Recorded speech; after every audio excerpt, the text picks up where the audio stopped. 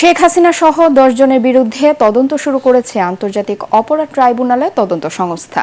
কোটা বিরোধী আন্দোলনের সময় 15 জুলাই থেকে 5 আগস্ট পর্যন্ত সংঘটিত হত্যা, গণহত্যা, নির্যাতন সহ মানবতা বিরোধী অপরাধের অভিযোগে তদন্ত শুরু হয়েছে। অভিযোগকারীর আইনজীবী গাজী MH তামিম জানান, তদন্ত সংস্থা গতকাল রাত থেকে তদন্ত শুরু করেছে। এর আগে সাবেক প্রধানমন্ত্রী শেখ হাসিনা, আওয়ামী লীগের সাধারণ সম্পাদক ওবায়দুল কাদের, সাবেক স্বরাষ্ট্রমন্ত্রী আসাদুজ্জামান খান কামাল, জুনায়েদ আহমেদ পলক সহ 10 জনের বিরুদ্ধে তদন্তের জন্য আন্তর্জাতিক অপরাধ ট্রাইব্যুনালে অভিযোগ দেওয়া হয়।